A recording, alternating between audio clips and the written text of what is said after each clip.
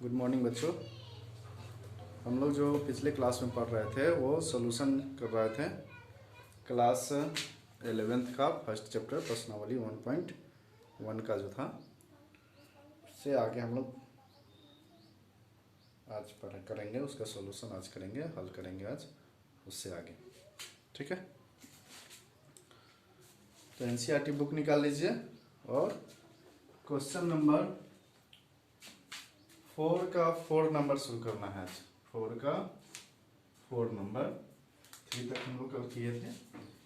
ये रेड वाला कलर थोड़ा दिखता नहीं है फ्रेश, इसलिए रेड यूज नहीं करेंगे, ब्लू ही यूज किया जाएगा। ठीक है, 4 नंबर जो है क्वेश्चन हमारा 2 4 6 डॉट डॉट डॉट और ब्रेसेस बंद है, ब्रैकेट के अंदर है। इसका जो हल होगा हमारा क्या होगा, इसमें जो करा समझ को निर्माण रूप में लिखने के लिए कल भी पढ़े थे हम लोग, पिछले क्लास में भी पढ़ चुके हुए हैं। तो यहाँ क्या लिखना है, x such that x equal to एक समप्राकृत संख्या है, समप्राकृत संख्या है। ठीक है, समप्राकृत संख्या है। ये हमारा इस क्वेश्चन में हो गया। इसके आगे वाला क्वेश्चन कह रहा है 149 से लेकर कहाँ तक 100 तक जो है ये हमारा दिया हुआ है रोस्टर फॉर्म में समुच्चय। इसका जो हल होगा इसको भी हम लोग किस रूप में लिखेंगे, समुच्चय निर्माण फॉर्म में लिखेंगे। x सच डेट या x जहाँ x equal to n square और n कहाँ से कहाँ तक है, 1 से लेकर कहाँ तक 10 तक, n कहाँ तक हो गया 10 तक। ठीक है, क्योंकि 1 का स्क्वायर करेंगे तो 1 होगा, 2 का स्क्वायर 4, 3 का स्क्वायर 9, 4 का स्क्वायर 16, 5 का 25। इसी तरह से हम 10 तक जाएंगे, 10 का स्क्वायर करेंगे तो 100 तक हुआ। ये हमारा इसका सॉल्यूशन हो गया। ये हमारा क्वेश्चन 4 नंबर सोल्व हो गया। ठीक है, इसको नोट डाउन कर लीजिएगा। आगे बढ़ते हैं हम लोग। अब 5वां नंबर क्वेश्चन है। 5 नंबर क्वेश्चन में निम्नलिखित समुच्चयों के सभी अवयवों को सूचीबद्ध कीजिए। इसमें भी क्या करना है, उसके अंकों को सूचीबद्ध करना है। यानी आपको समुच्चय निर्माण फॉर्म में दिया हुआ है, रोस्टर रूप में लिखना है। यहाँ क्या लिखना है, रोस्टर के फॉर्म में लिख देना है। वो देखिए क्वेश्चन आपका 5 नंबर शुरू करते हैं।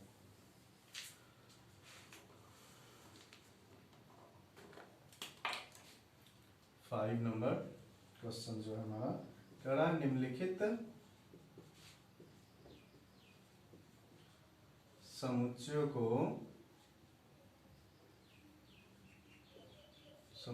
के सभी अवयवों को सूचीबद्ध कीजिए। क्या कीजिए, सूचीबद्ध कीजिए। मतलब उसके अवयव को दिखाना है, तो अवयव किस में दिखाया जाता है, रोस्टर में ही ना। तो वही चीज को सीधा ना करके क्वेश्चन घुमा के किए हुए कि आप इसको रोस्टर में न दिखा के सीधे करा अवयव को लिखना है। तो अवयव जब भी दिखाएंगे हम लोग क्या करेंगे, रोस्टर फॉर्म में ही दिखाएंगे। फर्स्ट क्वेश्चन है इसका a इक्वल टू x जहाँ x एक विषम प्राकृत संख्या है। कौन सा संख्या है, विषम प्राकृत संख्या है। तो ये लिखा हुआ है किस रूप में, आप इसको क्या देख सकते हैं, किस रूप में लिखा हुआ है, समुच्चय निर्माण फॉर्म में लिखा हुआ है। और इसको अवयव सभी अवयव को दिखाना है, तो इसका जो हल होगा वो क्या होगा, रोस्टर फॉर्म में ही लिखना होगा। रोस्टर ही होगा, वही होगा। एक विषम प्राकृत संख्या है, कहाँ तक विषम, 1 3 5 7 9 डॉट डॉट डॉट डॉट। ये निश्चित नहीं कि कहाँ तक, इसलिए क्या लगाएंगे, इसमें डॉट डॉट कर देंगे। इससे पता चलेगा कि आगे जहाँ तक भी हो लेकिन विषम प्राकृत संख्या होना चाहिए। ठीक है, फिर दूसरा नंबर क्वेश्चन है इसका 5 का दूसरा है b equal to x such that x जहाँ x क्या है, एक पूर्णांक है, एक पूर्णांक है। लेकिन इसमें क्या दिया है, कंडीशन दिया हुआ है कि कहाँ से कहाँ तक है, -2 से बड़ा है x और 9/2 से छोटा है, पूर्णांक दिया हुआ है, पूर्णांक संख्या हमको लिखना है, पूर्णांक के रूप में लिखना है तो क्या होगा -1/2 से बड़ा। क्या क्या आ जाएगा इसका आंसर, -1/2 से बड़ा क्या होगा -1, यानी -0.5 है तो 5 पॉइंट वाला नहीं लिखाएगा, सीधे जो होगा उसके बाद क्या लिखाएगा 0 1 लिखाएगा 2 3 और 9.2 का मतलब 4.5, तो 4 तक ही ये लिखेंगे। इसका जो अवयव होगा क्या क्या होगा 0 1 2 3 और 4। ठीक, अब आगे देखिए तीसरा नंबर इसका जो क्वेश्चन है वो है क्या,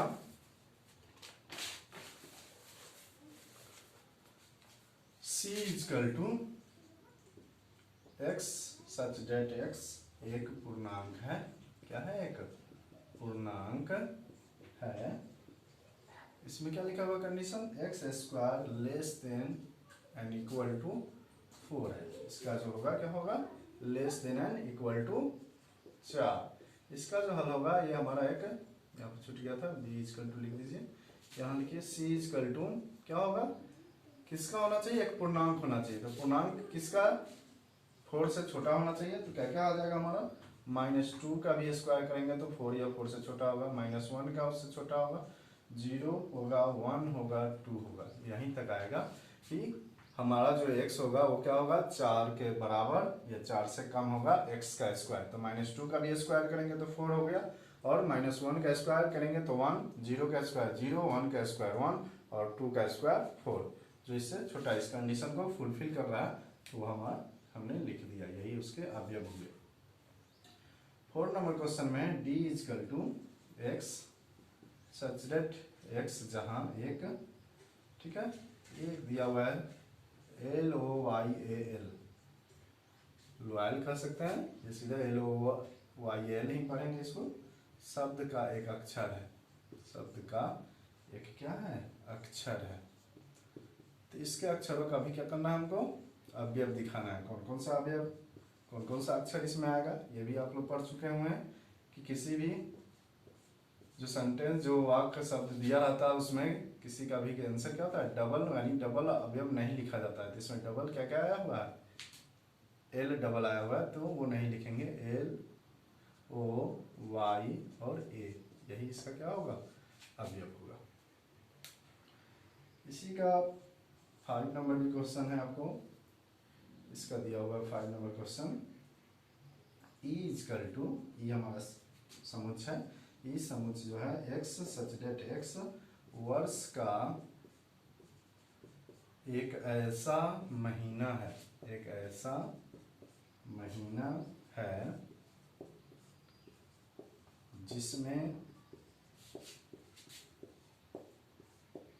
31 दिन नहीं होते हैं। तो 31 दिन नहीं होते हैं तो कौन कौन सा महीना होगा हम लोग निकाल सकते हैं, लिख सकते हैं आराम से। वर्ष का कितने महीने होते हैं 12 महीने होते हैं ना, तो जिसमें 31 दिन वाला वो महीना नहीं होगा वही हमारा इसका क्या होगा हल होगा, आंसर होगा, हम लोग लिख सकते हैं।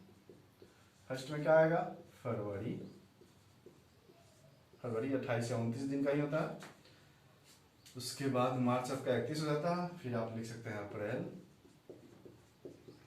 फिर मई 31 हो जाता है, फिर आप लिखिए जून, जुलाई और अगस्त दोनों 31 होता है। यही 2 महीना है जो लगातार 31 होता है, इसलिए जून और जुलाई और अगस्त नहीं लिखेंगे। फिर आ जाएगा सितंबर, जून के बाद सितंबर, और फिर अक्टूबर 31, नवंबर 30 और फिर दिसंबर 31। तो आप फिर क्या लिखेंगे नवंबर। यही हमारा जो महीना है जिसमें क्या होते हैं 31 दिन नहीं होते हैं, 30 दिन या 28 या 29 दिन होते हैं फरवरी के लिए। आइए फिर 6 नंबर क्वेश्चन है f x जहाँ x अंग्रेजी वर्णमाला का, अंग्रेजी वर्णमाला का एक व्यंजन है। स्वर और व्यंजन पढ़े होंगे, एक व्यंजन है जो के से पहले आता है। ABCD सब आदमी पढ़े होंगे, सब लोग जानते होंगे, के से पहले आता है। ये हमारा है, ये हमारा सेट दिया हुआ है। किस फॉर्म में? समुच्चय निर्माण फॉर्म में दिया। इसके अवयवों को लिखना है, या तो अवयव को लिखना कहिए या इसको रोस्टर फॉर्म में ही कहिए, बात एक ही है। तो अंग्रेजी वर्णमाला का एक व्यंजन है, व्यंजन स्वर और व्यंजन।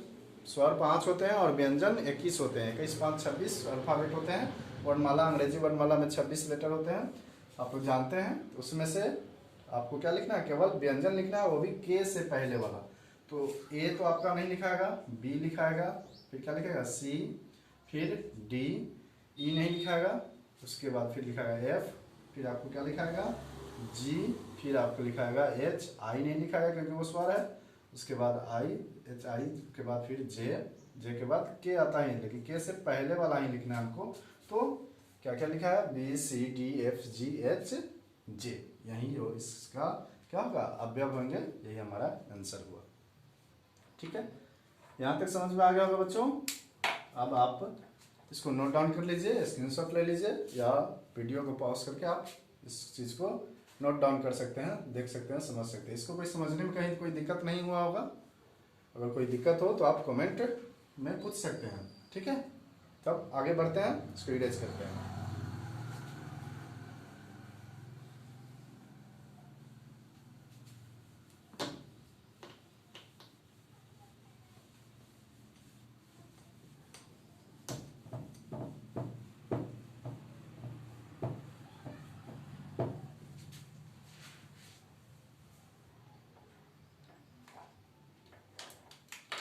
ठीक है, अब चैप्टर का लगभग लास्ट ही क्वेश्चन है, 6 नंबर। इसका मिलान करना है। बाईं ओर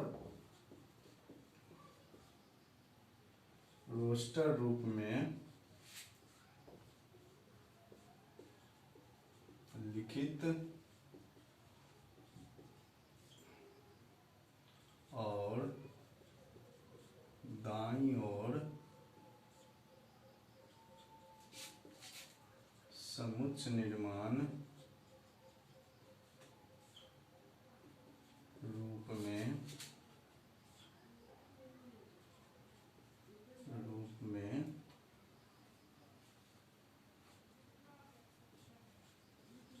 वर्णित समुच्चयों का सही मिलान करें। ठीक है, मिलान करने वाला है, कौन सा किसका आंसर होगा उसका हम लोग को मिलान कर देना है। ये लास्ट क्वेश्चन है इस प्रश्नावली 1.1 का। ठीक है, आप देखिए इसको। बाईं ओर जो लिखा हुआ है, इस रूप में लिखा हुआ है। किस रूप में? रोस्टर रूप में। रोस्टर में लिखा हुआ 1 2 3 और 6, ये लिखा हुआ है। 2 नंबर में लिखा हुआ है 2 3, ये हमारा लिखा हुआ है। 3 में लिखा हुआ है आपको मैथमेटिक्स लिखा हुआ है, MATHEICS,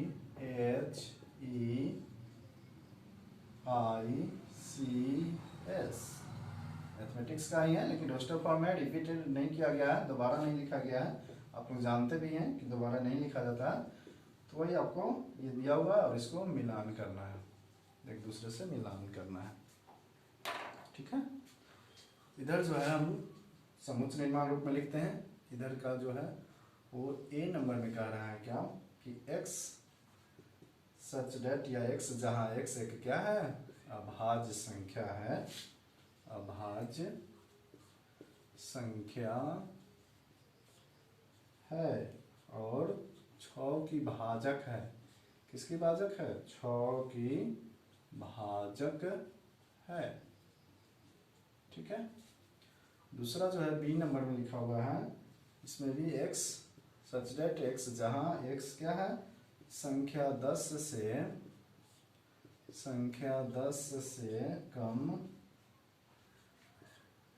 एक विषम प्राकृत संख्या है। कौन सा प्राकृत संख्या? विषम प्राकृत संख्या है। सी नंबर में है कि x जहाँ x क्या है? एक प्राकृत संख्या है और 6 की भाजक है। ठीक है। और डी नंबर में है आपको x, जहाँ x क्या है, मैथमेटिक्स, MATHEMATICS,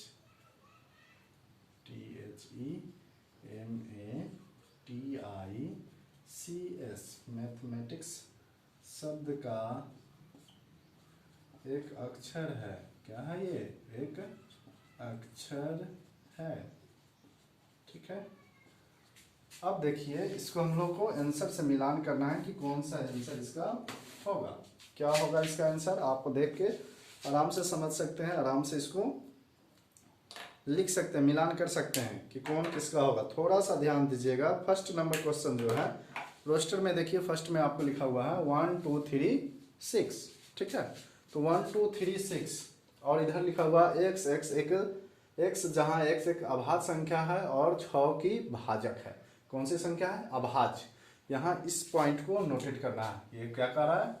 अभाज्य। यही क्वेश्चन यहाँ भी है सेम ही, लेकिन यहाँ प्राकृत संख्या, यह है अभाज्य संख्या। फर्स्ट में आप देख रहे हैं किसमें अभाज्य यहाँ तक तो आ रहा है, लेकिन ये 6 अभाज्य नहीं है। ठीक है, वो भाज्य है, इसलिए इसका आंसर ये नहीं होगा। यहाँ से स्पष्ट हो रहा है। तो एक प्राकृत संख्या और 6 की भाजक है, तो 6 की भाजक तो है ये, तो इसका जो मिलान हो जाएगा इससे हो जाएगा। ठीक है, यानी 1 का मिलान किससे होगा? सी से। चलिए, यहाँ समझ में आ गया। यहाँ अभाज्य संख्या का रहा है या प्राकृत संख्या का? तो प्राकृत संख्या में आ रहा है 6 की भाजक का रहा है, तो 6 की भाजक के लिए आ गया। यहाँ अभाज्य का रहा है, यहाँ तक तो सही था, लेकिन ये आपको कह रहा है 6, तो ये क्या हो रहा है? 6 आपका अभाज्य नहीं है, भाज्य संख्या, इसलिए इसका आंसर होगा। दूसरा 2 3 अब आइए, एक अभाज्य संख्या और 6 की भाजक है, ये इसका सटीक आंसर हो गया। ये आप देख सकते हैं कि 2 और 3 क्या है? अभाज्य संख्या और 6 का भाजक भी है, यानी 2 से 6 डिवाइड हो रहा है, कट रहा है, और 3 से भी कट रहा है, तो इसका ये आंसर हो गया। तीसरा, आप आराम से मैथमेटिक्स वाला है तो मैथमेटिक्स वाला देख ही सकते हैं, यानी 2 नंबर का आंसर हो गया आपको ए नंबर। ठीक। 3 का आसान ही है, मैथमेटिक्स का लेटर रखा हुआ है वो, तो ये हो गया। अब जनरली 3 हो गया, तो चौथा तो आपका बी नंबर होगा भी, आप इसको चेक भी कर सकते हैं। कह रहा है एक संख्या 10 से कम है, विषम प्राकृत संख्या। विषम देख रहे हैं 1 3 5 7 9, और 10 से कम है, तो 10 से कम है, तो ये भी हो गया। ऑटोमेटिक तो ये 3 ठो कर ही लिए थे, तो चौथा हमारा ये होता ही, लेकिन इसको समझने के लिए आप ये भी कर सकते हैं, समझ सकते हैं कि 4 नंबर का जो क्वेश्चन का जो आंसर होगा, मिलान होगा, वो किससे होगा? बी नंबर से होगा। यहाँ तक आपको क्लियर हो गया होगा, सब कुछ समझ गए होंगे। तो आपका ये चैप्टर खत्म हो गया। इसको अच्छे से रिवाइज कीजिएगा, बार बार प्रैक्टिस कीजिएगा, आपको कहीं कोई दिक्कत नहीं होगा। कहीं भी कोई दिक्कत हो तो आप कमेंट कर सकते हैं। ठीक है, ओके बच्चों, फिर मिलेंगे अगले क्लास में।